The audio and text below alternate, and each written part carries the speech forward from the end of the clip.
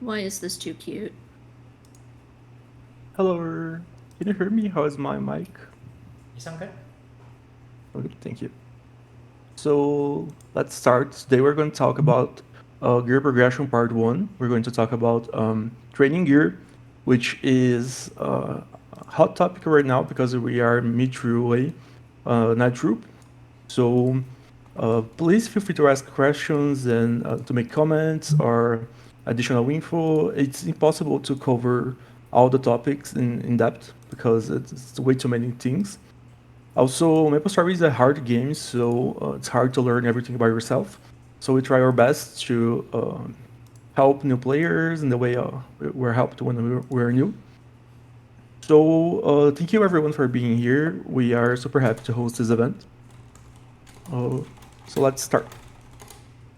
So let's go first through the training basics. So for training in MapleStory, we have the maps and the monsters, and then the monsters are going to go through a spawning cycle, which basically every 8 seconds, a certain number of monsters are going to respawn on the map up to a certain limit. Since they spawn every 8 seconds, it's going to have 480 cycles in an hour. So this is basically how we use to, this is what we use to calculate rates and plan our training. So from this info, we're going to derive some numbers here to show you how we choose to gear ourselves for training. So first things first, this is a site, Maple Maps, that we use to check how many mobs we are going to have in a certain map. So basically, there are two kinds of maps. The big maps with a high number count.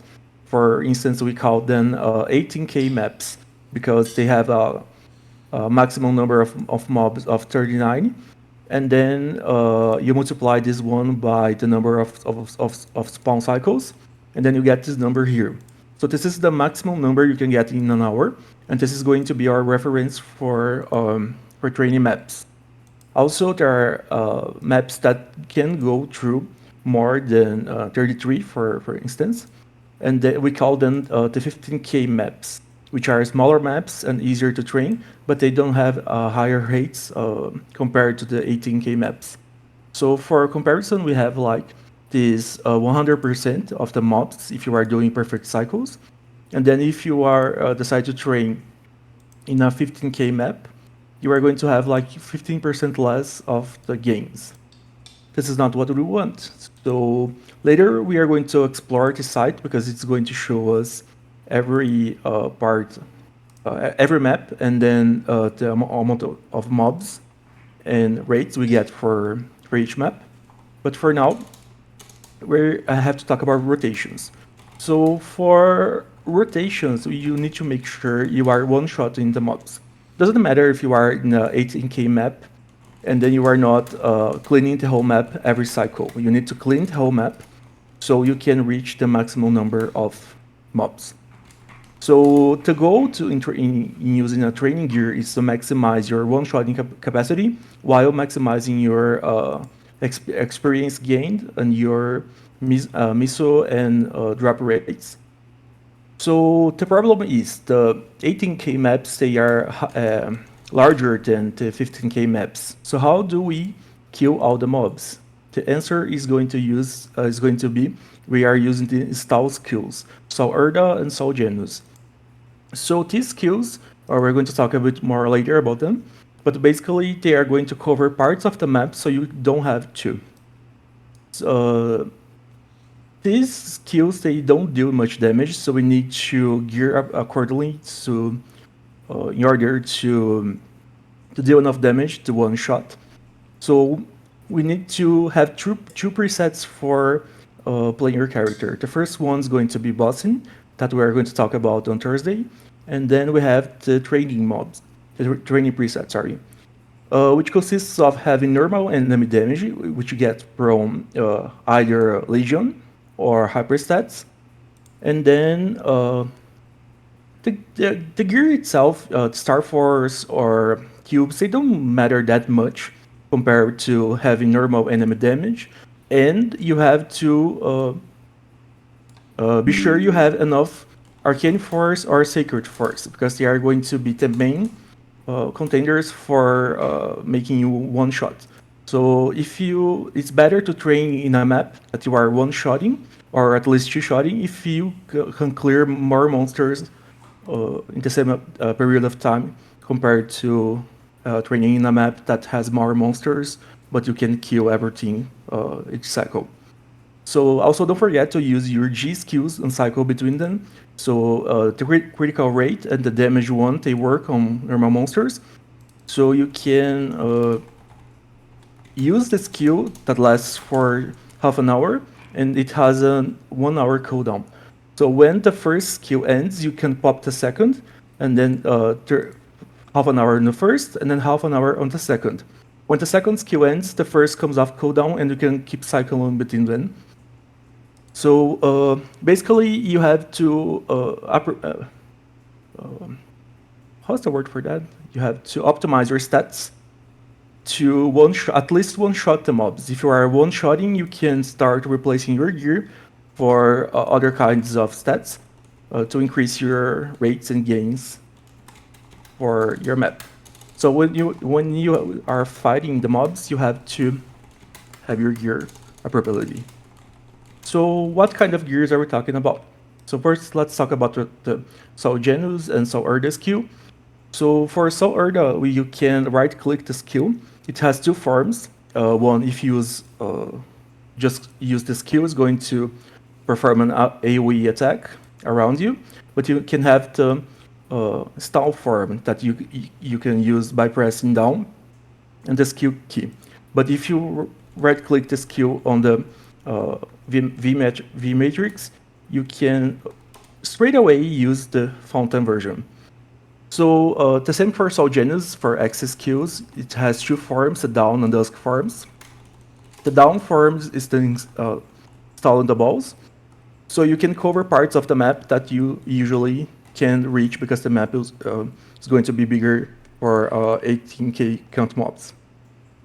So these installs, they are not going to attack by themselves. You have to trigger them by attacking other monsters.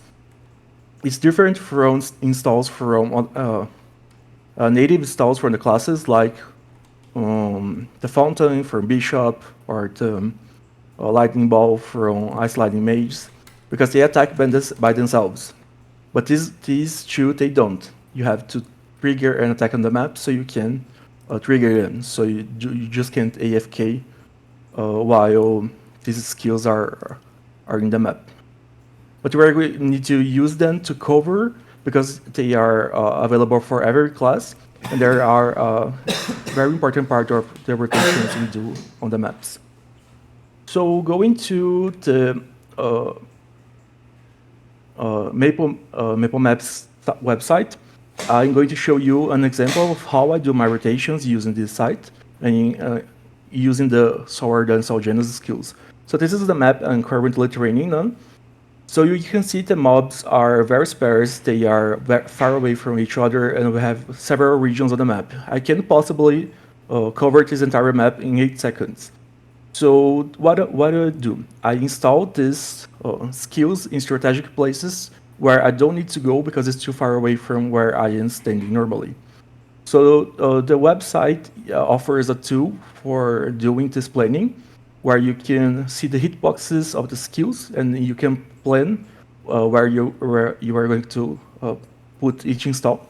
So here, for instance, I'm putting the Sol Genus down on the left side, my Sol Erda install on the top, and my native class install on the right. So I just have to deal with these mobs right here, at the bottom. Here. So suddenly the number of mobs I have to deal with by myself was reduced by more than half. And then I keep cycling back and forth, or using a skill that's going to cover this area. And then my installs are going to do their things by themselves. And then I have perfect kill ratio. So this map is at 18k map. So by the end of an hour, using battle analysis, I can see I cleared every wave perfectly just by doing this. So learning how to optimize your summons and how to do rotations can really increase your training gains and your progress in this game. So let's talk about some rates. What are rates and how we calculate them, what's good for how they work, and how do we optimize this. So first, we're going to talk about meso rates. First, we need to understand that there are two separate parts for the meso drops. First, there is a chance of dropping the meso bag. So right here, whenever you kill a monster, you drop this meso bag, but you have a drop chance. So the drop chance is separated from the value this bag gives, which we are going to talk about a little later on. So basically, this has 80% base drop rate. And in order to always drop a meso bag, you need around 16%, 6-7% drop chance. So this drop chance is the one that you can see in your character screen. So if you have at least 60%, 6 to 7%, sorry, you can always drop this meso bag. So dropping the meso bag is not the same as increasing the value of each meso bag. For the value of each meso bag, you have the other stat called meso obtained, which you can see also on your screen, character screen, sorry. So basically, on Reboot server, we have passive that is 500% already, and this you can have more multipliers for increasing your meso obtained, and this is going to increase how much you are earning for each meso bag. So basically, the items we are looking for, items or buffs, are first the wealth acquisition potions, which we call WAPs, that are basically crafted through alchemy. If you don't know how to craft them, we can teach you later on. But you have to do a quest line to facilitate your WAP crafting, which is called Threads of Fate. But we can talk more about that later. And then we can get these lines through potentials on accessories. We have 9 accessory slots. And then we can have up to 100% here, this line, 100% meso obtained. From gears is the cap.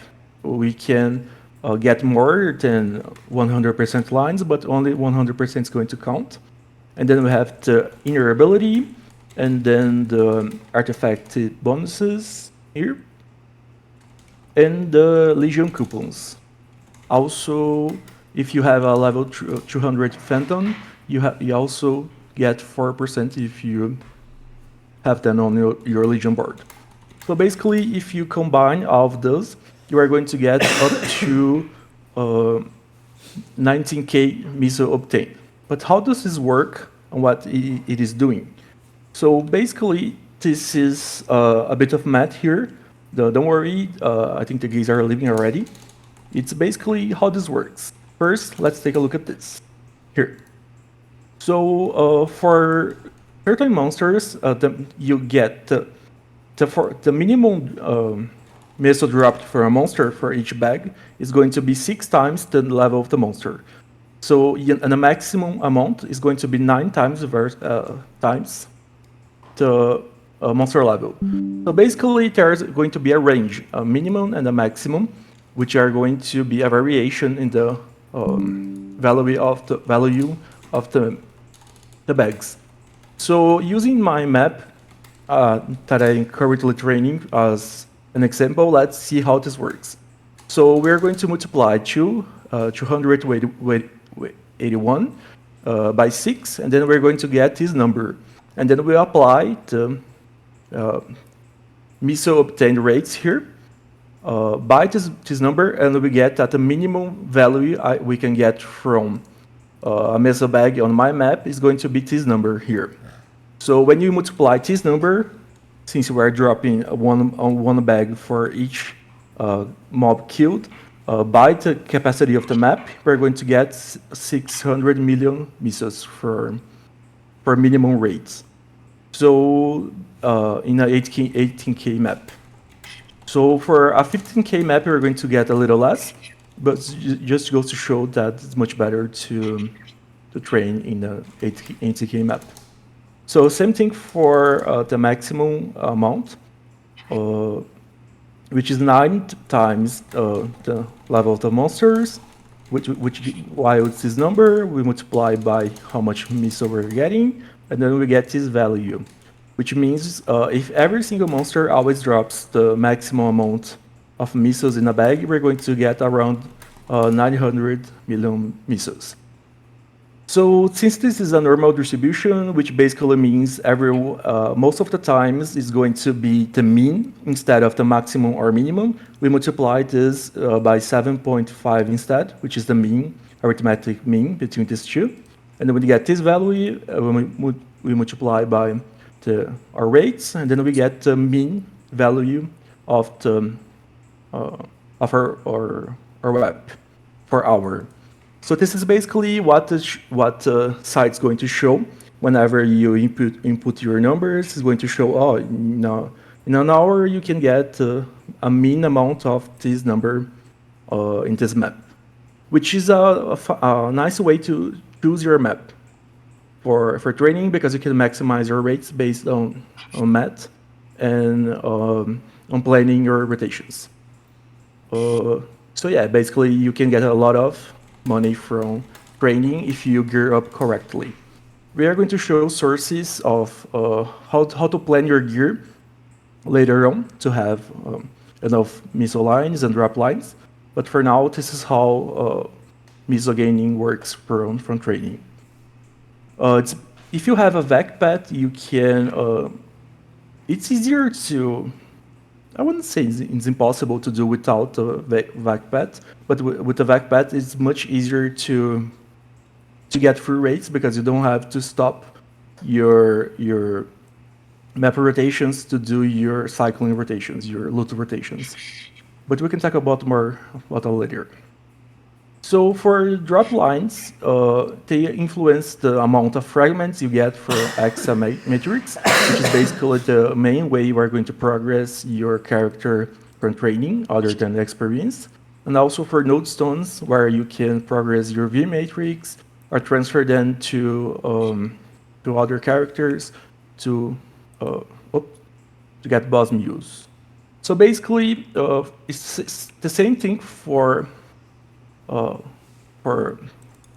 drop rate, but it caps at 400%, regardless of how many sources you have. So usually for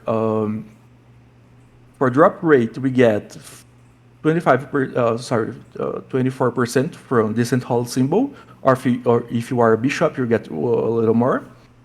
For equipment item, we can go up to 200 here. So this means if each line you get is 20%, you need 10 lines of this. More than this, it doesn't count, same as on missiles. And then we get 15% from the Legion coupons, and then 13% here is from my, my ability, which some people prefer to use 15 or 20% instead in the legendary line. 20% also from WEP. Some people don't know that WEP increases also your drop rate by 20%. Also 12% from the artifact bonuses, and then the familiar buff, which increases your drop rate by 100%. If you have this line here, increases item drop rate by a large amount. If you are not farming familiars for now, you should start, especially if you are still in Cernium. We will teach you more about this later, but basically you are looking for this line here that can show up in Epic Familiars. And then whenever you summon your familiars, you are going to have this extra 100% line. So the advantages of training with a high drop rate here, I trained with 399. I couldn't get 14% here on my black circulators.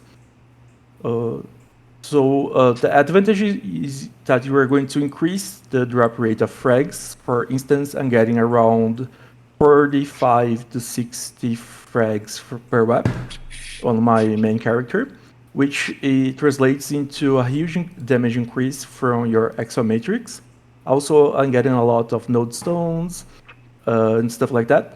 But if you are not looking for that currently, the minimum you want to have is 67% to guarantee your missile drop backs. So for the rates, for experience rates, first thing, you want to train in a map around the mob level for your level. So if you are 250, for instance, you want to train on the maps 251 or 249, because it's going to increase your experience by 10%. And this is the final increase in your experience. It's not additive like the other sources of experience. So basically, you have to choose your map, check the website, check the level range, choose your map, and then pick the map with the most mobs, and then plan your rotation, get your gear in order, and then you can train to increase your rates. So this right here is from the Maple Maps website, where we can see the common sources of the experience, like MVP buffs that are always being shouted at the Smegas, Monster Park Potion, Experience Accumulation Potion that we get from the same way as Wealth Accumulation Potions. So here we have a Legend Board, artifacts, basically everything you need to stack in order to increase your experience gain stats to earn more experience. We have a Legion guide for available through the exclamation resources command in Discord, where we list all of the sources and how to get them. But yeah, so if you can stack rates and keep one shot in the mobs, you are going to increase your gains in MapleStory by a huge amount. So for example, this is the gear I currently use to train. You don't need 22 stars on everything or on fancy gear for training. Here I am training on a 281 map using Zakun gear here. Doesn't really matter. The only thing that matters is having a good weapon, a good symbol weapon, an emblem, which we're going to talk about on Thursday. And then you need to have your lines. So for each of my gear here, there are the lines I am using. So I have 5 lines here on meso drops, which equals to 100%. Where is the 50? Here. And then I have 9 lines. Whoop, where's my, here. And then I have 9 lines on item drop rate. Don't worry, getting this double lines is expensive, takes a lot of time. So what you should aim for at first is getting your at least 100 drop meso drop, which is 5 lines of 20%. If you get 1 line per accessory, it leaves you with 4 accessories left to increase your drop rate, which are going to be 4 lines of 20%, which equals to 80% drop rate, which is enough to guarantee your drops, your meso drop. So in whopping times, such as now, we need to maximize our rates and enjoy our time during Night Troop, which is the biggest leveling event of the year. Oh, here. So for dropping gear, this is it for now. I want to reiterate so everyone to go use our Gains and Pains channel here, so we can flex our gains, flex our fails, and interact with the community, so we can show how we are progressing together. It's fun to watch other people hit 22s. It's fun to post whenever you fail. It's kind of enraging, but it's fun to post whenever you spend like 10 bill on getting a star from 15 to 16. But basically, if you are doing this together, it's way more fun. Does anyone have a question? No, we...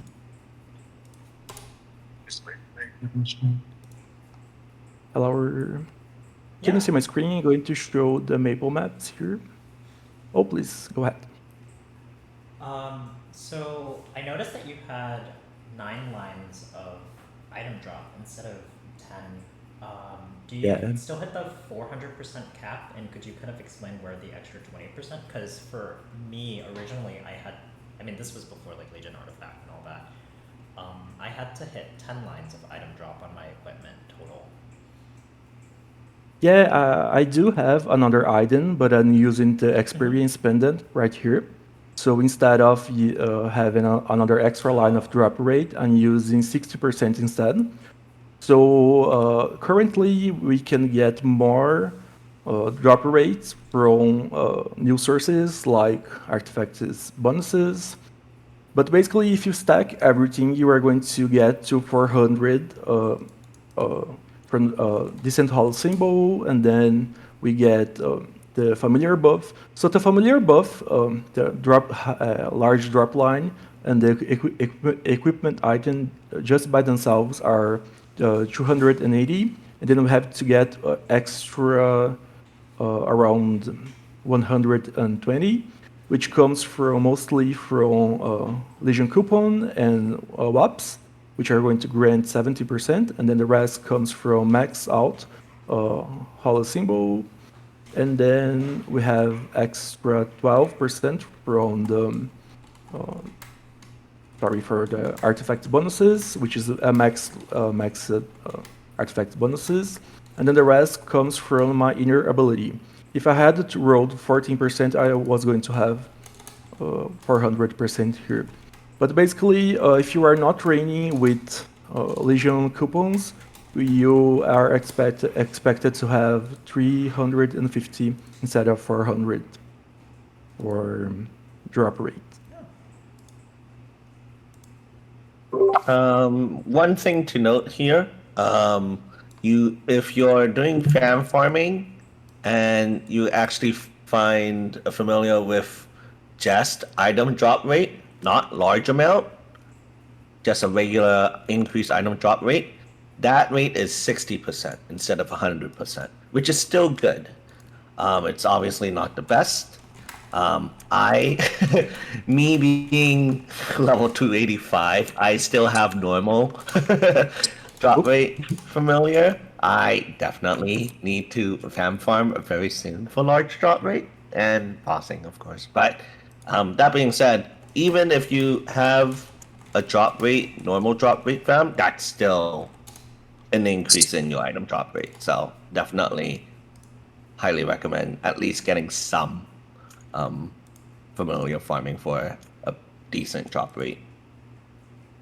Yeah, also this helps your bossing too, because whenever you're going to hit the box at the end of the run, your drop rate counts for getting more items, which we're going to cover on Thursday. And even if you are not using your drop rate to train, you are going to need this equipment to get a higher chance to drop items later on bosses.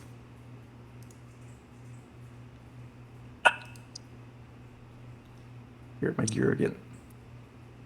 Oh my god, that was actually super informative. I didn't know any of the math stuff. Or like math comparisons, I guess. Yeah, let me show you the here. So this website is maplemaps.net. You can access here, and then you can look for the maps using either the interactive map here, or you can look for them in the table here. So let me show you the Arteria maps, which I am currently training on right now. So these are the maps. We're going to have the level of the mobs per hour, which is the cap/gen number multiplied by 480, which is the number of cycles. And then we get here the experience per hour expected, and then the percentage of experience expected if you are clearing perfectly, and then the amount of missiles expected from min amount of missiles, because you can get either more or less than this. But basically, you can order them around so you get the best maps. Also, I forgot to mention, if you are training in an instance map with someone else in your map, in Grandis or further maps, you get one extra mob per map. So it goes to 40 here, and then we get a 19k map instead of a 18k map. So it's better to train with someone else in your map. This is called instance mapping. Uh, so here it's showing that the best place for me to train right now, it's either Bottom Deck Passage, which is the map that I showed you before, 2 or 3. Uh, Either one are going to give me better rates. And then you can click here to see the layout of the map, where the mobs are going to spawn. And then you can click right here to open the two I mentioned earlier. So here you can plan your rotations. You can choose your class right here, and then it's going to show which installs this class has, or job-specific skills. So you can plan like, I want to put my Ice Lady here. So where do I need to cover now? So basically you can plan your whole rotation beforehand here. Also, you can see the hitboxes of your class.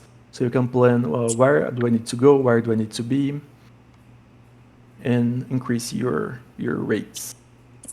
Also, you can go in configurations, and then you can input your values, custom values. So you can use the current misery rates you have and your current additional experience, marking everything that you are using here.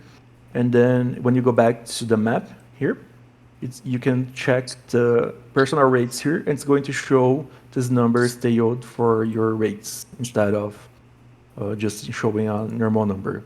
So if I unmark this box, it's going to show the base rates of each map.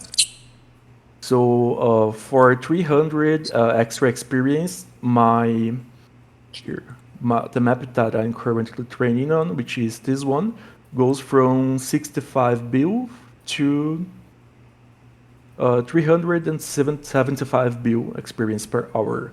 So get your drop rate or your experience coupons, your night troop maps, buffs, and go train. Go home, go do drag. So this is basically it. If someone has a question, it's over. It's been over half an hour now. We're going to train bosses. But if someone has a question, comment, or want to try this website here, I can help you. Let's talk about. We'll be linking this PowerPoint and this video after for everyone to reference, so no worries if you don't get it now. We will send you... Put it in for another few minutes because like parts of it were pulled. Yeah.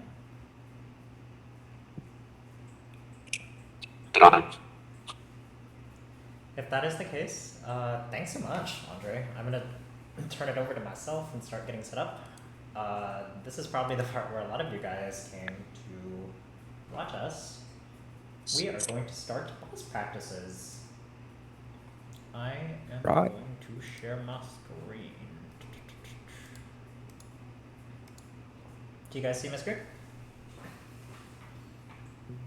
Yes. Yeah.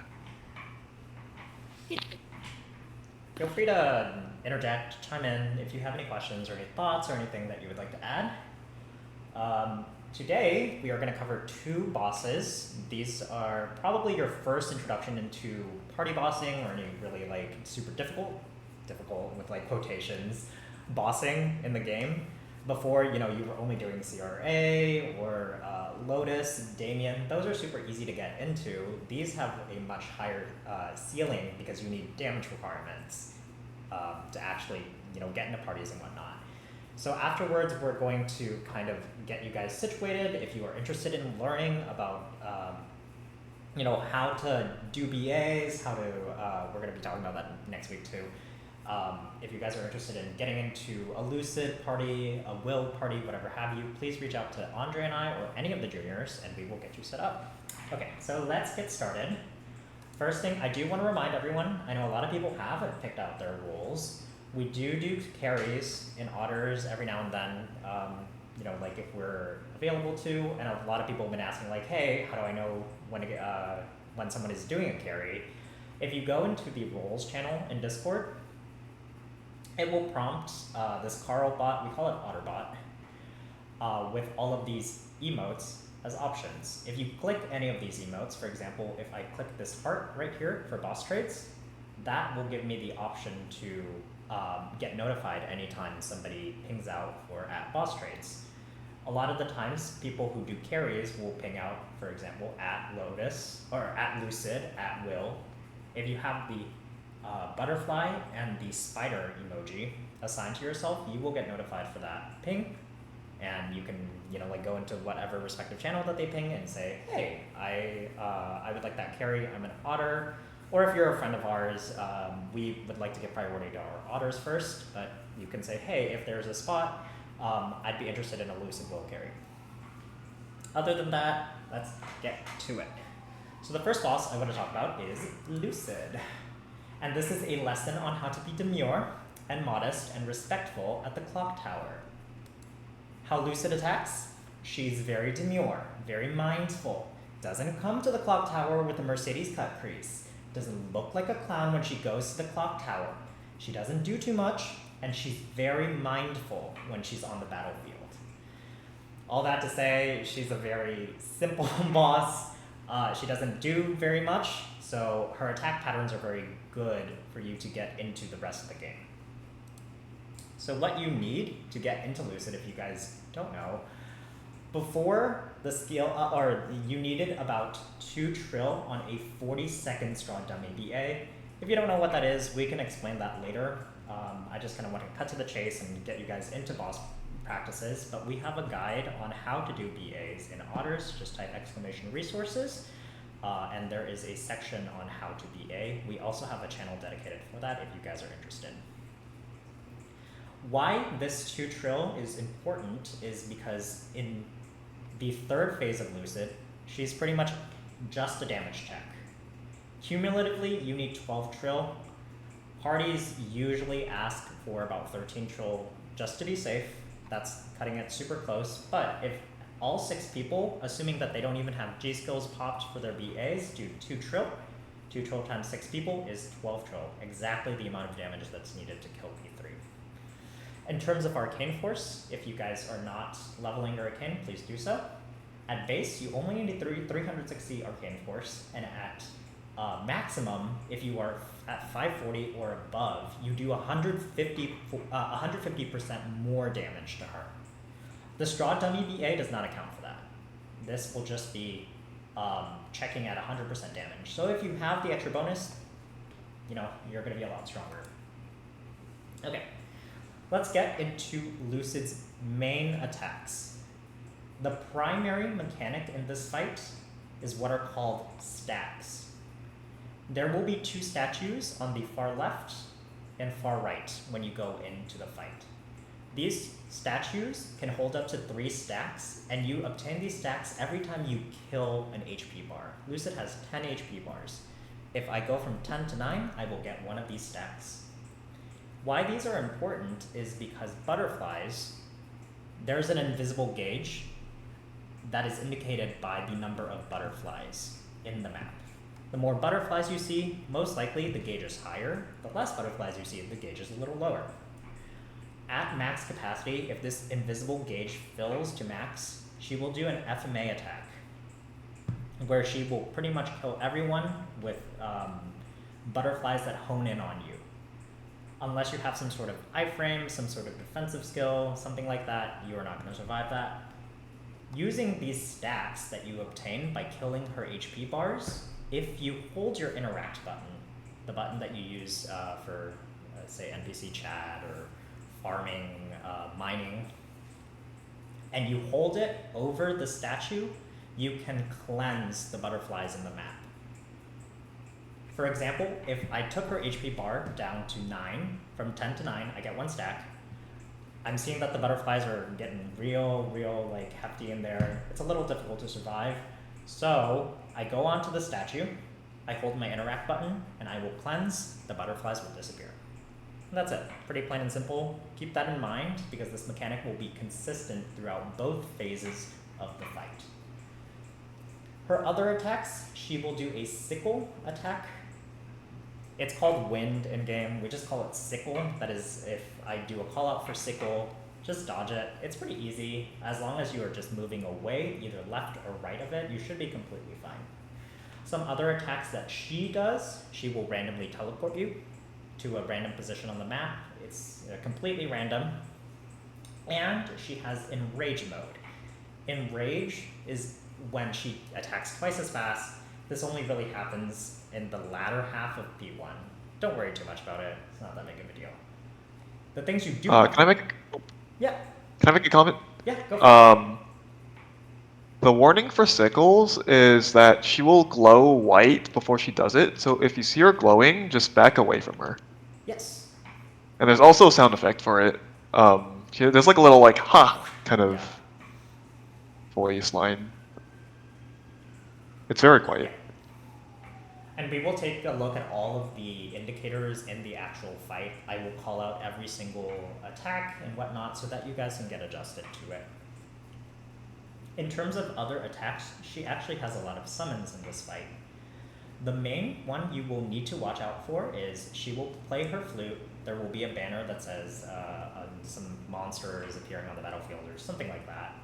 And a dragon will appear either on the far left or the far right side of the map.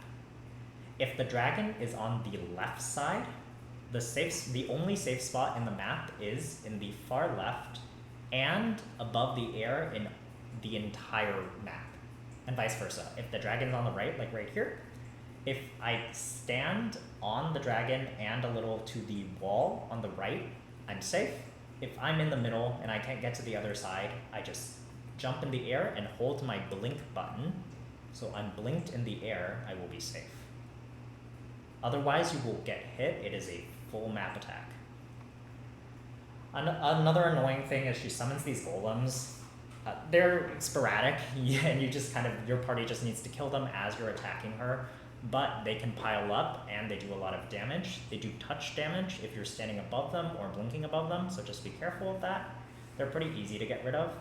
Another thing, a toadstool, this little mushroom, will walk across the map either in the left or the right, and it will block your path. Instead of being stationary like these golems, it will walk all the way to the other side in whatever position or direction it's going.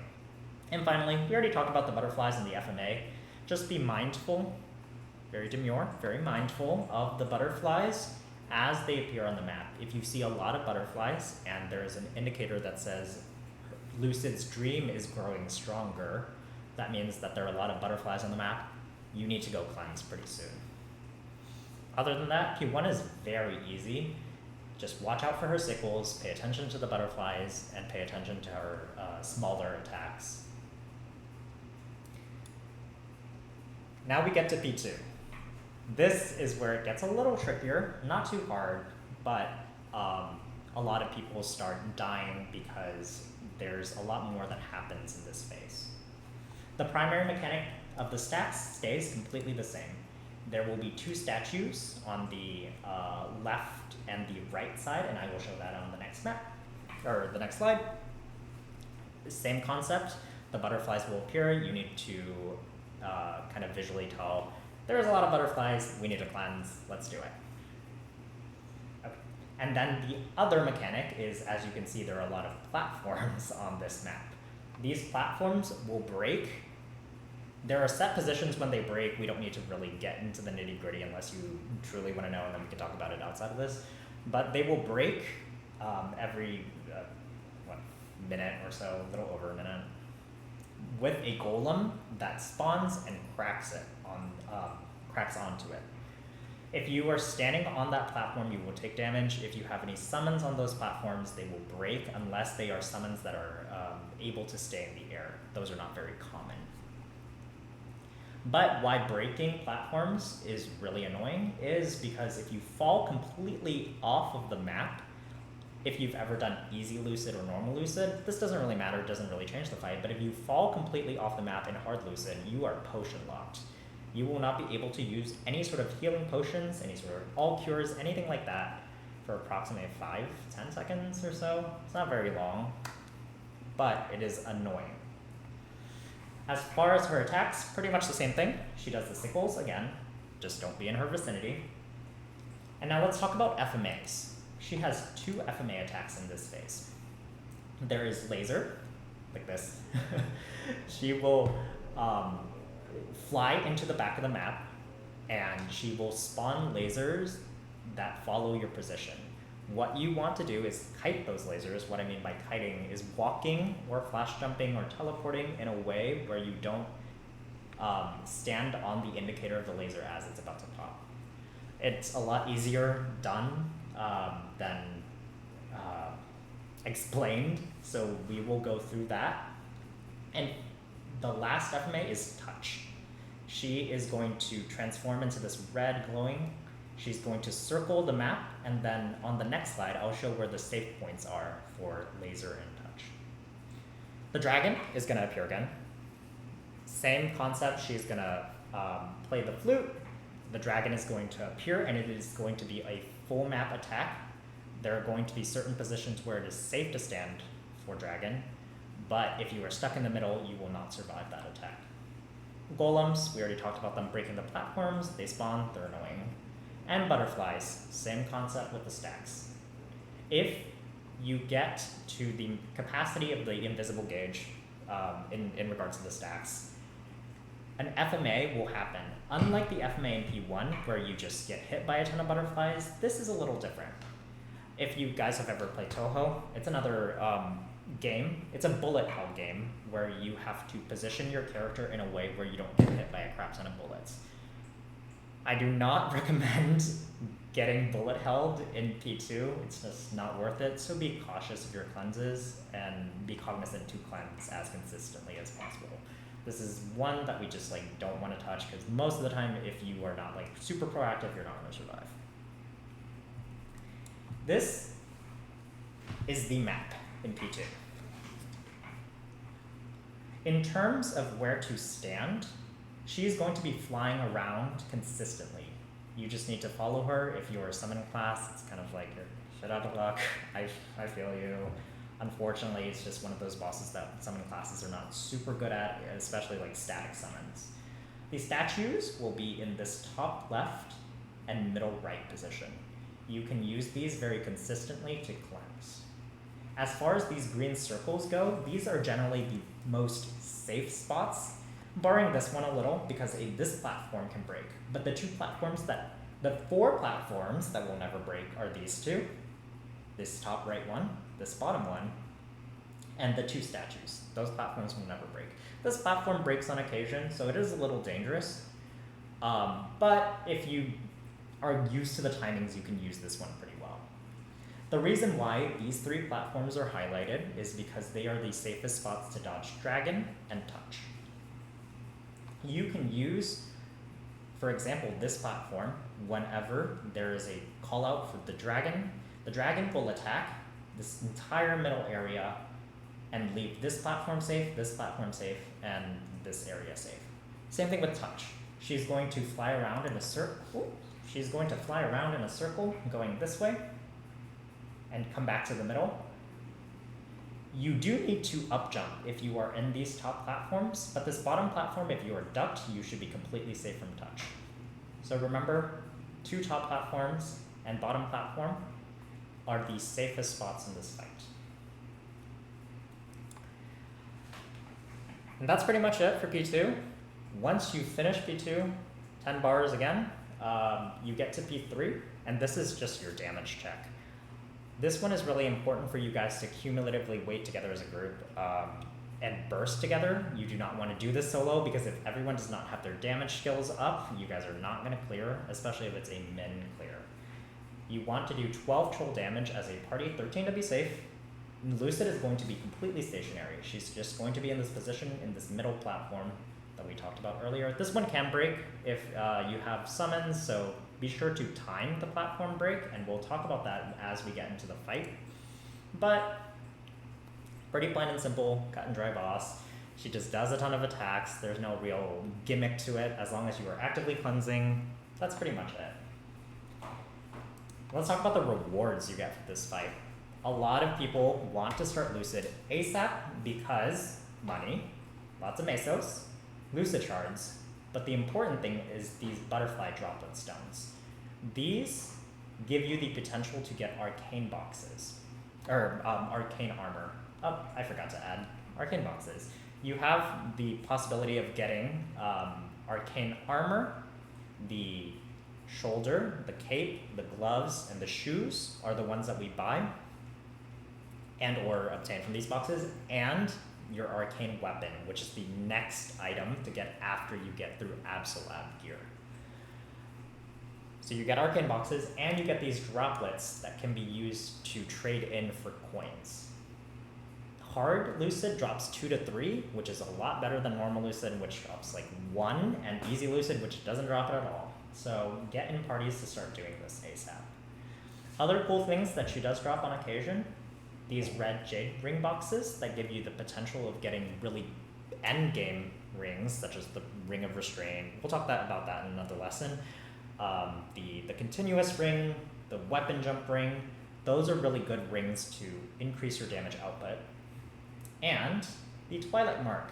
This is one of the accessories that will be replacing the boss set accessory that you've currently been wearing. The boss set accessory includes like the Magnus badge, the horntail earrings. Those items will be completely replaced, and you will start to need to collect Twilight Marks to tap later on. And finally, this is probably the most coveted item from this fight, arguably, is the Dreamy Belt. This is a pitched item, and it's probably going to be your first introduction to pitched items. These are the endgame accessories in Maple Story. The Dreamy Belt, unfortunately, isn't as good in GMS because we have Golix, so a lot of people don't really need Dreamy Belts way until they get to later sets, later item sets. For some people, 7 set, some people 9 set, pitched in order to wear it because Golix. But if you get one, you're lucky. Not a lot of people get these. Okay. Does anyone have any questions? Just a comment. Yeah. I think you skipped bomb.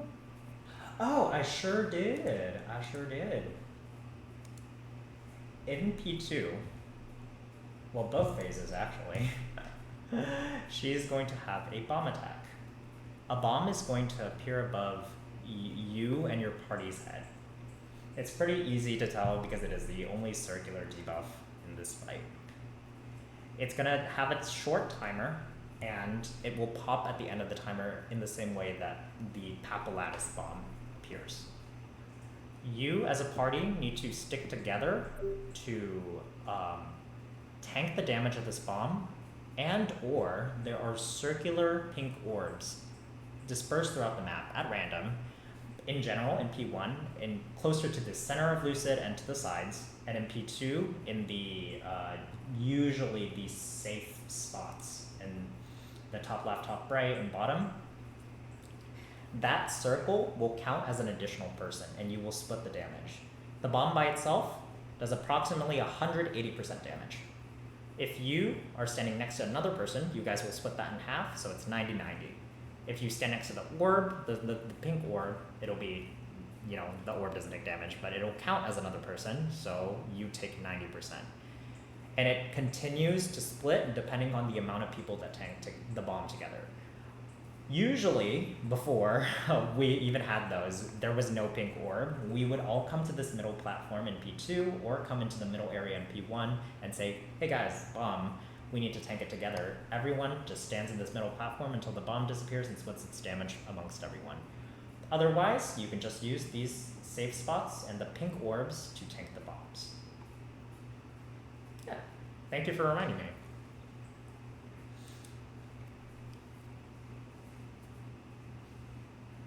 Does anyone have any other questions or comments?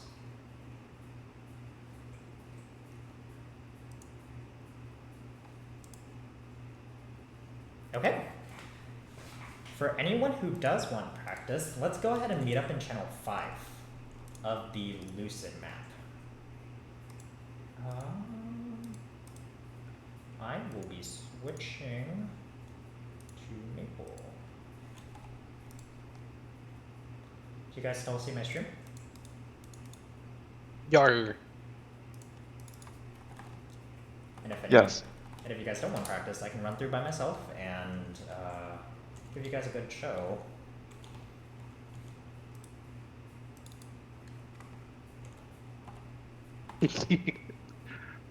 I'm just here to watch, be nosy. Come into the fight, might as well. Let's do it. Also, speaking of those ring boxes, during this presentation I got a Con 4. No way! Congrats! Which is a really good ring to get for bossing. That's so exciting! It's your best ring, right? Yeah, it's good if I'm not ring swapping. It's my best if I'm not ring swapping. That's key. What class are you? Angelic Buster. Oh, okay. Very nice. Okay.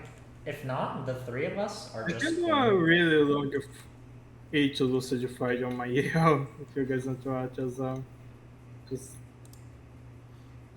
I'm in C slime right now, so Yeah, no worries. The three of us will go ahead and demo Lucid. Just a quick practice, you guys. Oh, Whoops. it's okay. Whoops. Don't worry about it.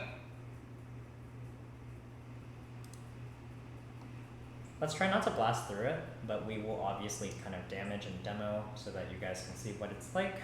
And anyone watching the video in the future, we're just going to go in practice mode. Are you guys ready? Please give me your R's. Alright, that's 3 R's. That's 3 of us. Going in hard practice in 5, 4, 3, 2, 1, going. Cunty Bob? Which is a very Love good Bob. Lucid. As you guys can see, this is the battlefield in P1. These are the statues that I was talking about in the far left and the far right side. So let's go ahead and just chip her a little so that you guys can see what's going on. There are those... Also, Mhm. sorry. If you look at the base of the statue, you'll see like these 3 diamonds, and those fill up by 1 diamond every 10% you do to the boss. Yes, each bar. every HP bar. Yep. And you need those charges if you want to cleanse the butterflies that appear, unless you want to take the big damage or Toho mini game. Bomb. Let's all come mid, please, for bomb. Bomb, bomb, bomb. Yay. So the 3 of us came together and we tanked that bomb. Otherwise, you can use those orbs that appear here and here. As you guys can see, I'm just kind of whacking damage every now and then. More so just to show what's going on. I'm cleansing the golems as they go. We want to keep this map as clear as possible so that if we need to use the far left or the far right side to dodge anything, we can. Otherwise, yeah, pretty simple fight. Dodge golems, make sure you're not staying too much into the path of the flowers. As you guys can see, the butterflies are starting to form a little more in the background. I'm going to wait a little until I do the cleanse on the far left statue over here. After I get the pop-up that says Lucid Stream is growing stronger.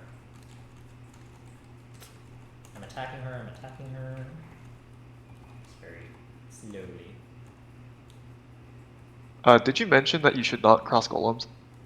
Yes, they do touch Okay. damage. Do not blink or cross them like that. You will die. Yeah. And they also They also lock you. I potion always usage Yeah, if you try the to do potion. that. Yeah, they potion lock you. you can technically fire over the Oof. golems, but just like 3 classes can do that. Yeah. Sickle. So with that sickle, I can duck or I can just walk away from it. Pretty easy. Okay. The dream is growing stronger. Be careful. That banner just happened. That means we are relatively close to needing to cleanse before the FMA attack. You go over to one of these statues, assuming you have a stack, and you hold your interact button. The butterflies will completely disappear out of the map. And that's pretty much it for P1. She just is doing And the dragon. Yep. After she finished his dragon, we can go ahead and clear and go into P2. The dragon is on the right side. I'm using the right, but Andre is blinking above. Both options are viable. Do whatever you feel is best for you.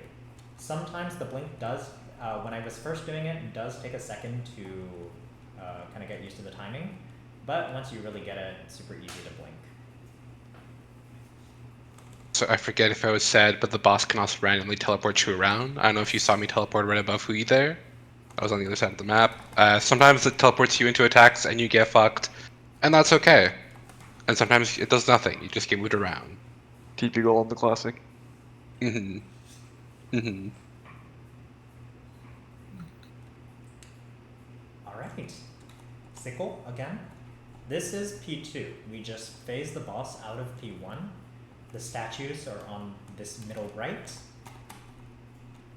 the top left over here, and I will reiterate that this platform, this one, which does not break, and this bottom platform right here are the safest spots in this fight, barring this top left one, which does break every now and then, but it's relatively safe. And as you guys can see, the three of us are just kind of bomb. Let's meet together in the middle for bomb to tank. There we go. We split the damage 3 ways. Sickle. Something I didn't know until earlier this Dragon? week is that after top left platform breaks, middle always breaks next. Dragon? Yes. There is an order. There is an order. Yeah. The platforms are there. It's not random. So that attack pattern is a little tough. That was a dragon that happened, and immediately after she lasered. As you guys can see, the lasers were targeting the spot that I was standing on previously, so I tried my touch. I tried my best to kite the lasers in a way where they don't follow the position I'm going to land on, but that didn't turn out great. Touch. If you are using the top right platform, this left platform, and or the bottom platform, you need to either jump on these top platforms or duck on the bottom platform respectively. Another option for touch is using these platforms with the statues if you are standing on this right one and the far right, and or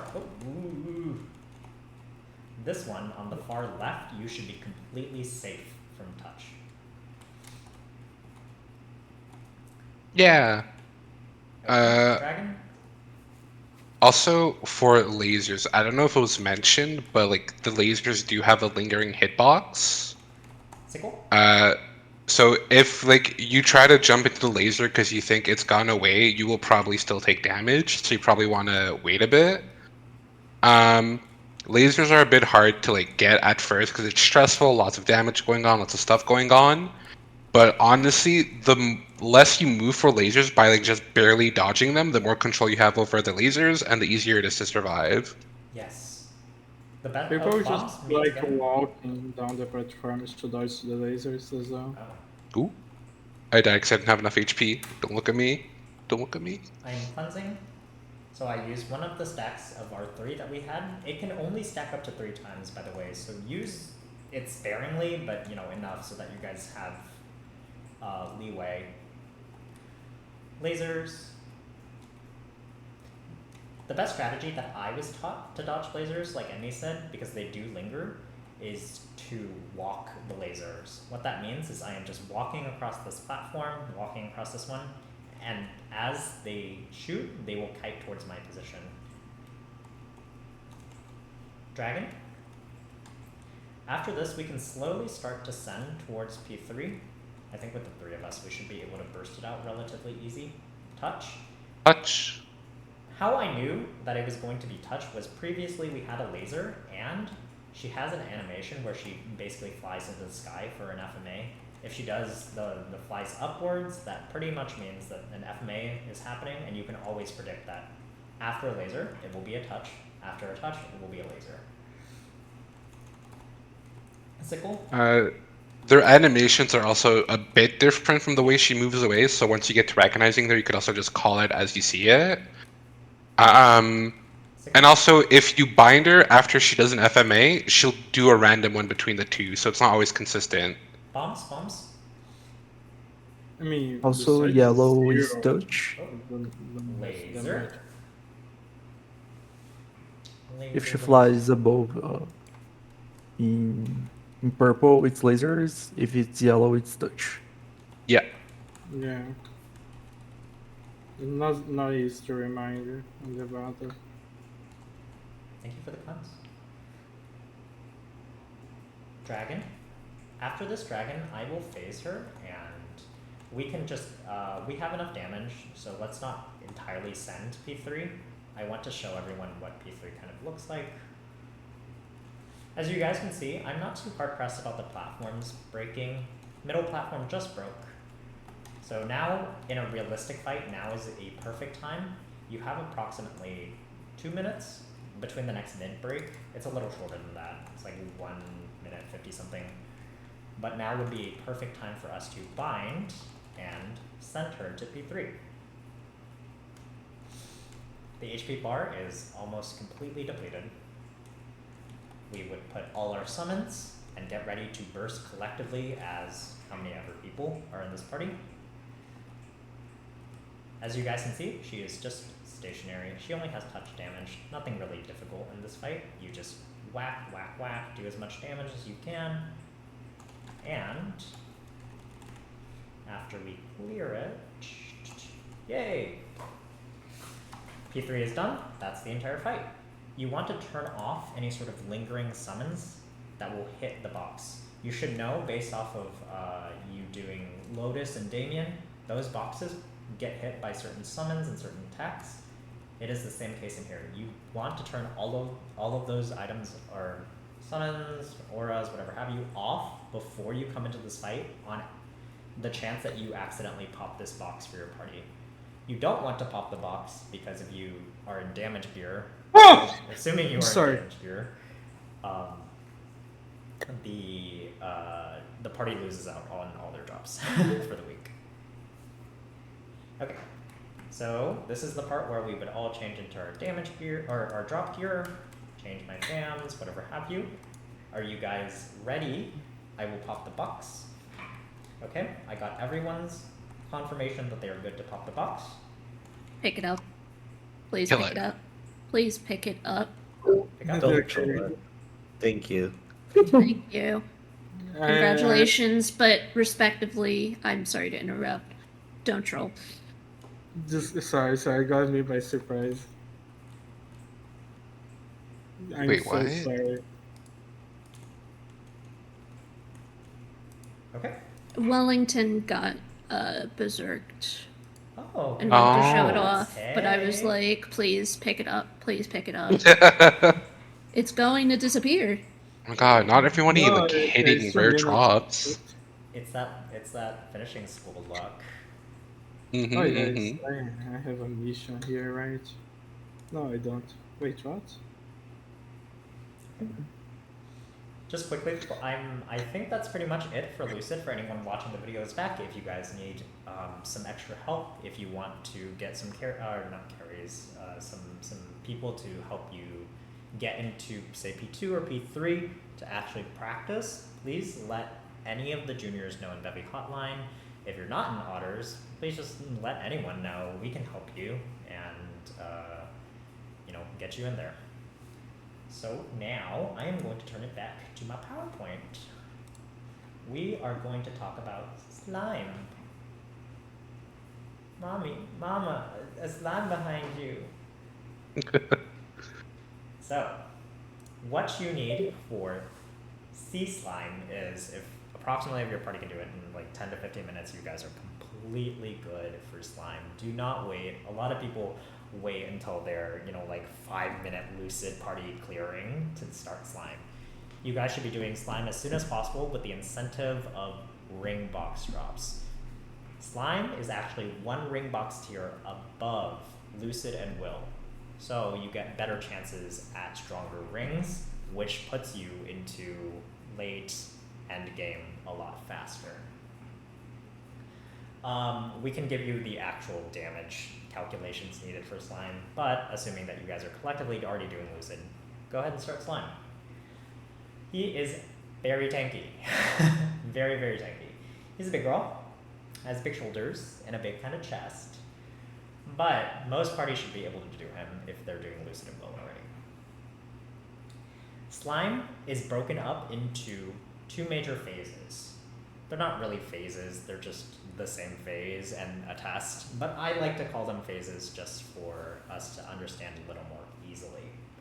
The primary mechanic in this fight is there will be 4 gates that appear on the map. You have these magma slimes that will appear at random every few cycles of just slime spawning in. And using these magma slimes, you can shoot them into any of these gates. The red, the blue, the green, and the purple gates in order to quote unquote block them. 3 magma slimes shot into a single gate will block it completely, and blocking will play a part after in the test. You have approximately 3 minutes to finish blocking all the gates that you would like. For me, I always block the red and the blue gates on the top and leave the other 2 gates, no matter what type of test is happening. We'll explain why leaving gates is important and blocking certain gates is important in a second. Other than that, you have a gauge. This gauge is completely visible to you and you can move it around wherever. As this gauge fills, as you're attacking, as you're in the fight, you will get a little green slime on here that indicates when you can actually shoot this magma slime. In order to shoot the magma slime, my gauge is full, I hit my interact button, and this icon will pop up. You can either hit up or down to shoot the magma slime. The shooting mechanic takes a little second. It's a little confusing at first, I didn't get it, but as you practice, you'll understand. Shooting and hitting up, if I hit the up arrow and I shoot the magma slime, it will go downwards. And vice versa, if I hit down, it will go upwards. So basically reverse. The slime, if you take a look at this GIF right here, this is if I hit the down, right? Yeah. It will hit the magma slime into this purple gate if I'm standing in this position. And vice versa. If I hit up, it will shoot upwards towards, or sorry, this is where it gets confusing. If I hit down, it will shoot the slime to ricochet into the blue gate. If I hit up, it will hit the purple gate. This really just does come with practice. We're just gonna go in there and practice shooting as many times as we can. Other than that, he himself has a few major attacks to look out for. These are the ones that I highlighted. He teleports around, no big deal. He just moves around maps. You want to keep him, depending on your party composition, if there are a lot of summon classes, you want to keep him in a relatively close to the middle position. So we all just kind of huddle in that middle area and disperse as needed. And then he will aggro onto 1 to 2 people and teleport to them, preferably in that middle area. The gates, those 4 gates, the red, blue, green, purple gates, will shoot lasers. Pretty much exactly like Lucid, except for these will linger after they shoot. They will take a second, they do a lot of tick damage, so do not get hit in that zone. They will also stun you.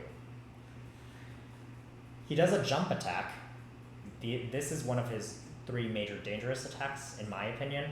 The jump attack is a 1-hit KO. If you are standing on the same platform as him, you will get killed. Best way to dodge it, don't be on the same platform, or just jump when he does the jump attack. As long as he lands on the ground, if you are away from him or in the air, you should be fine. He does a super knockback attack, this blue animation right here. It just knocks you back, sends you flying, stuns you for a second, it's really annoying. And this red laser. This, in my opinion, is the most annoying attack. It used to be a lot worse because it used to be faster, but they've recently changed it in this last patch for it to be a lot slower, and you can see the indication for the red laser.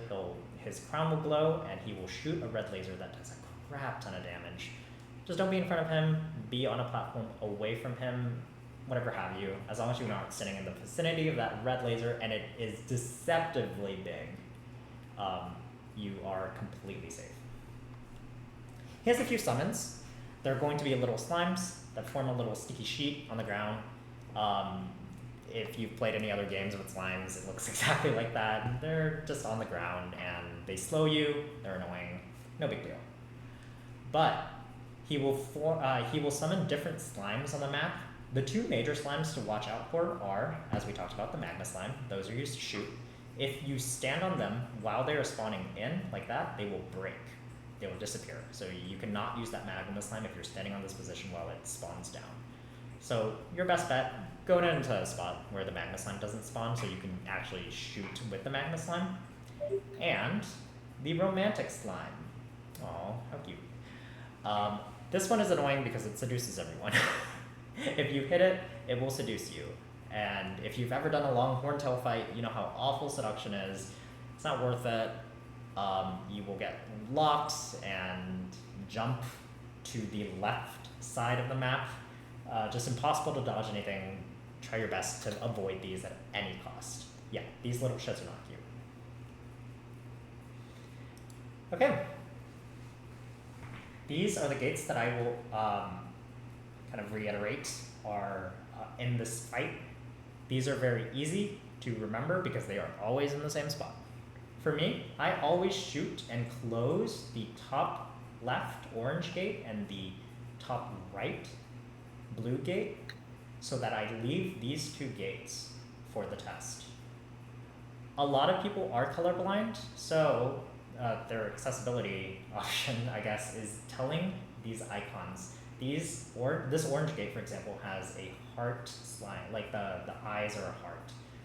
The blue gate has X's on the slime. You can use that as an indicator of which gate you blocked. So after all that, after about 3 minutes, hopefully I blocked the two gates that I want, the red and the blue gate. There will be a test that happens. As you guys can see, the mini-map right here actually opens up to 4 additional gates at the very bottom. These 4 gates will stay the same, and depending on, it's completely random where the position of the gates are at the bottom here once the test starts. So that means this red or orange and blue gates will not always be the top left and top right gates at the very bottom. Your gauge actually changes, so you have a crystal now instead of the slime. You have 20 crystals to essentially send this slime wave in a specific way that flows down to the proper gates.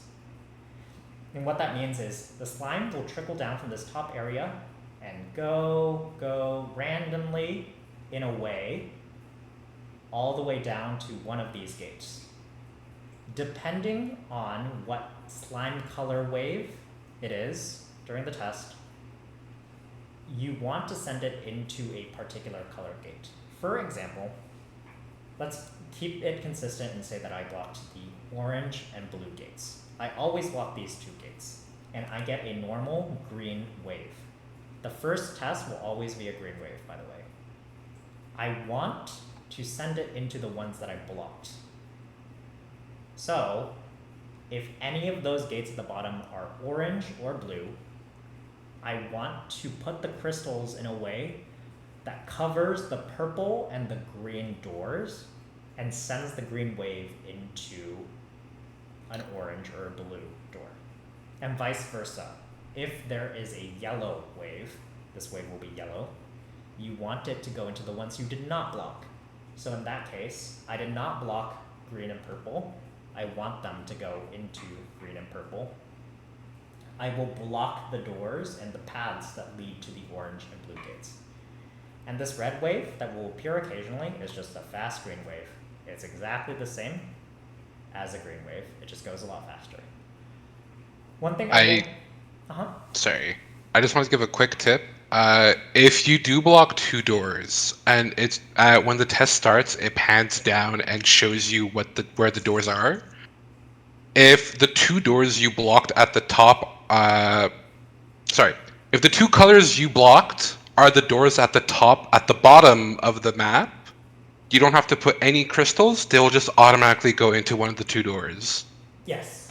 If it's a green wave, that's really good to do. Where like it's the top two that are the same color, then you just know you could just leave it be and just stay where you are and not worry about it. And we'll show a few demos, probably 2 waves worth, so that people get a good understanding of what's going on. Just a small tidbit, if you guys didn't know, the yellow wave actually only gives you 1 attempt. Usually if you have a green wave, if you fuck up and you accidentally send it into one of the incorrect doors, into one of the doors that you did not block, it will just cycle back up to the top and you can try it again. But if you have this yellow wave, it's a 1 attempt thing. It's a little annoying, but there is actually a pop-up at the beginning of post every test that tells you whether it is a yellow wave or not. It's very rare, so I don't have it here, but the pop-up is very obvious. Otherwise, if you are successful with the test, there will be a banner that says the bottom part of the map's closing. You have 10 seconds to, prep to go hit slime. After those 10 seconds, he is going to be in the middle of the map, stunned like this, and you get to do additional damage. There is damage reduction throughout all the fight except for the 10 subsequent seconds after the test, and he spawns in. This stunned phase, you want to get off as much burst damage as possible. So if you are a burst class, unfortunately you're just kind of better at this fight. They've made it so that DPM classes are not completely terrible, but what can you do? And it pretty much resets back to the beginning. You have to block the gates again, deal with all the little slimes and all his little attacks. If you fail the test, though, it resets to P1. It resets the normal, shooting again without this stun. So you do not get the stun if you fail the test. If the slime wave goes into the incorrect gates too many times, or if it's the yellow gauge and you do it in time. So try your best to pass every test. Otherwise, it's a relatively simple fight that gives you a lot of really good rewards. Lots of money, lots of mesos. You get this hat for clearing 20 times. A lot of people don't know, but you actually have to accept the quest in Ramu Village. That's where you get the pre-quest. And in terms of equipment, probably the 2 best things you can ask for. The first thing being ring boxes. I said that this ring box is slightly better than the red ring box that you get from Lucid. It gives you higher rates of getting your War 3s, War 4s, Weapon Jump 3, Weapon Jump 4, Con 3, Con 4, whatever have you. And this slime ring, which is a best in slot ring. This ring is part of the Dawn set, or can be turned into a Dawn set item. It is usually part of the boss set.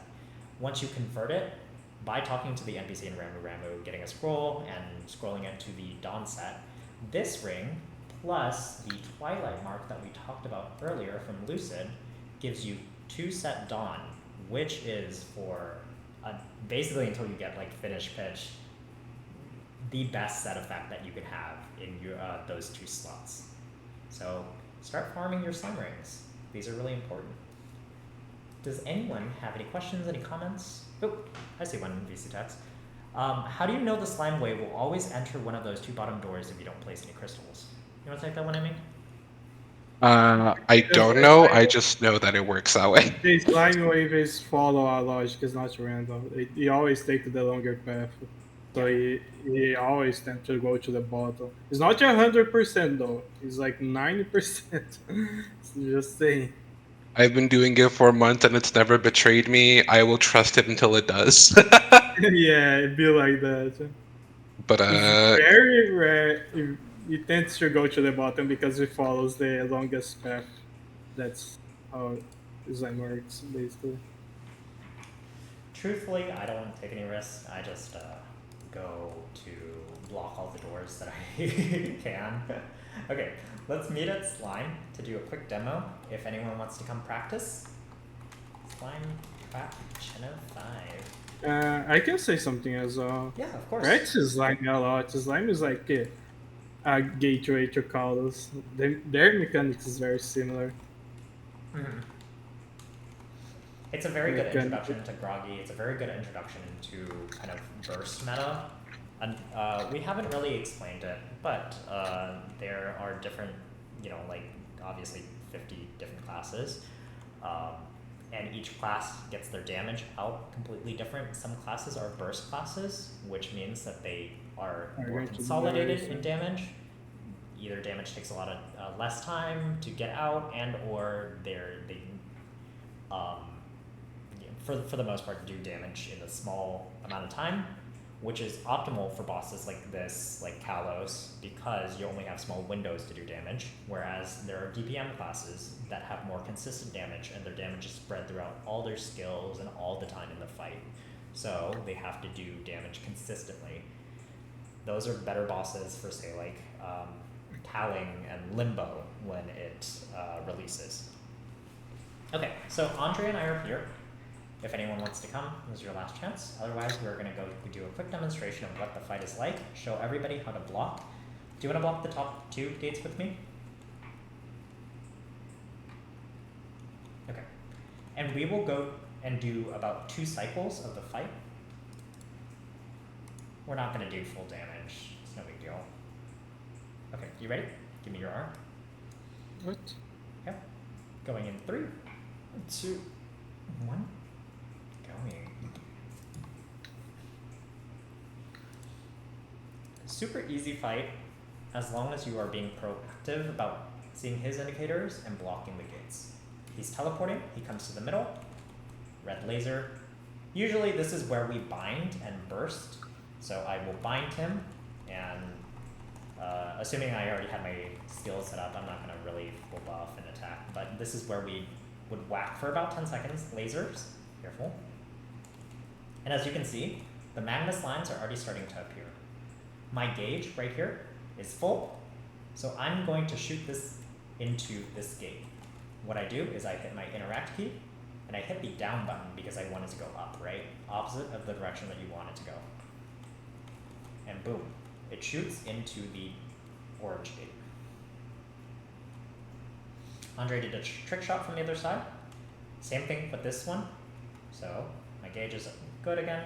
I'm going to hit the down button. It is going to send it into the orange gate because I hit it upwards. I'll do one from the top this time to give a good example of the opposite direction, the down. Okay, we'll do this one. It's not going to go into the gate. There's also angles, but you can't angle it. You just have to kind of practice and know. I shot it downwards by hitting the up arrow key. Oh, this one is perfect, right here. I hit up, it will shoot it downwards into this blue gate. And usually during the time in between, we would be attacking. You see the seduced slime? She's annoying. Oh, and I got seduced, okay. But otherwise, yeah. If you all see, Andre and I are standing a little bit away, either on the platform adjacent to, above, wherever have you, from slime, because it gives us a little more leeway. And slime will teleport to one of us after that. I like to keep him in this position right here, where I'm jumping between the 2 platforms, close mid right and close mid left, so that he just teleports in between. I leave my summons in that middle area. Test is about to happen relatively soon. Remember, it's about 3 minutes. You'll be sent in the test approximately 2:45 or so. Okay? Because the first test is always a green wave, we see that at the bottom, the top 2 gates are red and orange and blue. This slime wave wants to go into that one because it's a green one. So I don't have to block anything. What I'm actually doing right now is stalling. If you guys ever screw up some of your cooldowns or anything like that and you need a few seconds, you can use your few crystals and bounce it back and forth on this top platform right here to stall a little. Give yourself a little extra time, I'm just gonna let it go. Okay, the slime wave is gonna travel all the way down. You're letting it bounce into blue? Yeah. And it goes into that blue gate. Perfect. So we get the banner. You've got 10 seconds. You did it. This is where we set up to burst and do our damage. I'm not going to do that so that we don't instant send it. But usually, because he's stunned, we will burst, and do our damage. Subsequently, after he's done with that, you can origin and get another 10-second bind. And then after that, regular bind. And you in total have like 30 seconds to get out your damage. Andre, regular bound right there.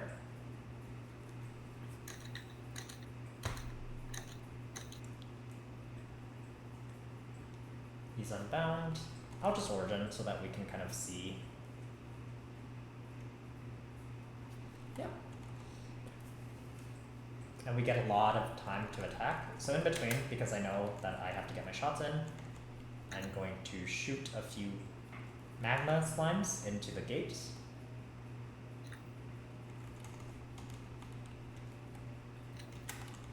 Oops, sorry. A good call out to do is letting your party know which gates are blocked. We just blocked orange gate, so I say orange is blocked. Blue needs 2 more, so I will go shoot 1. Andre just got that one, and then we should be good after the shot. Oh, close. For the slimes that end up right at the door, you just use your down arrow key and shoot it upwards into the gate. Okay. Both of these gates are blocked, and we leave these bottom gates. Mostly it's my preference. A lot of people some people only leave one gate. For example, only leave the purple gate unblocked. But I kind of like having a little more control. I don't mind working a little harder in the crystal phase, the test phase. Okay. We just hit about 2 minutes, so in approximately like 20 seconds, he's going to send us into the test again. I'm just getting off as much damage as I can in between, making sure to not stand on the same platform as him, stand in an adjacent platform above, whatever have you, and dodging his attacks such as that laser, just up jumping it. And as long as you're not on the same platform, you don't have to worry about jump. That jump doesn't hit me. There we go. Test. So, for this one, I will let Andre block, but I am up here telling him what color it is, because it's not always going to be green for the second test. It's a green wave, by the way, Andre. I'm going to stall for a second. Usually he will say, okay, the proper gates are blocked. I will go down to show how he is blocking these. So as you guys can see, he's completely covering any of the space that makes it possible for it to go into the green or the purple gates. We want it to 100% fall into either the blue or the orange gates. So it's going into the orange gate. We pass this test. Let's try to burst out. Set up for your damage.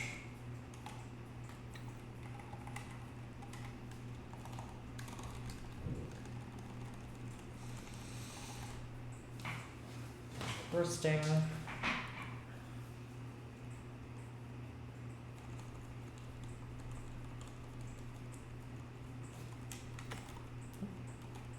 Okay.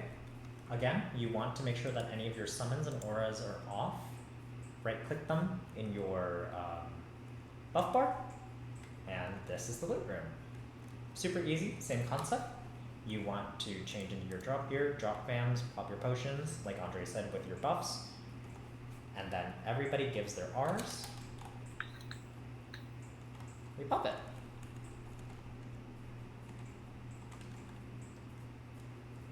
And that should be your loot.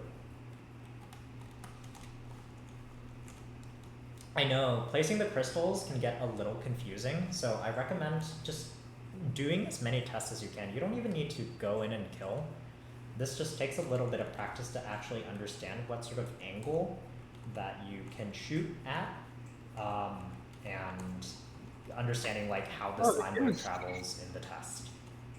I can show something if you guys can watch my stream. There are some tricks in. There are some tricks you can do on slime, on design in general. I'm not focused on doing damage here.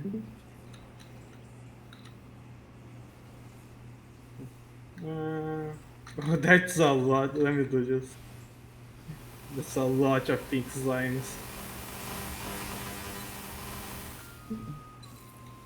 Like for example, this ball here, you can't shoot to the right. If you try to shoot to the left, I mean, you go over. So you go and shoot to the right instead. He'll do all this arc, and you'll land here. There are some trick shots you can do. You learn as you do the fight. We love trick shots. Yee. Yeah, there are a lot of cool trick shots. The using the left and right platforms to shoot in the opposite, shooting from the middle. If there are slimes at the corners on the top left and top right, if you shoot them downwards, they will go directly into the gate. It's just Yeah. truly like getting as much practice with. Yeah. As you fight the boss and you move around, you'll see the best the best ball to kick overall, and try to optimize your damage that way. But it's just something you pick up as you fight. And yeah, I'm gonna keep this footage. I short. am. Yeah, you don't. There's Sorry. and I do the same with Fuhoi. I like blocking the top two gate here, but I do for a different reason. Because when test starts, because when a test starts, I can speedrun tests so it ends faster.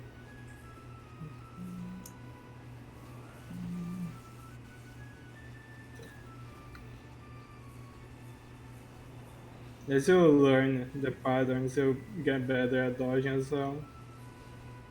Because you know what to do.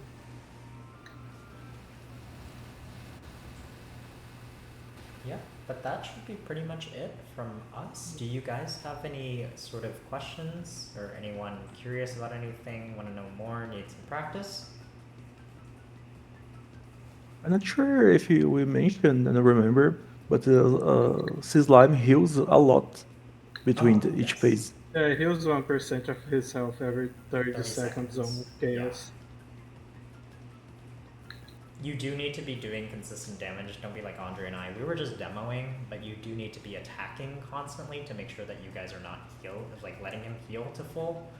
But a majority of your damage can and should be done during that burst window that we Yeah. talked about after passing the test. Yeah, doing Like Grog right now. Yeah. He's setting up, I'm getting. Oh, did you say how you spawn pink and yellow slimes, golden slimes? Because if you class like ice lighting, ice lighting is really good at cleaning all the slimes around the room, so he tends to spawn gold slimes a lot. If your class aren't as good, you'll spawn pink slimes more. Right. The pink wave, I mean.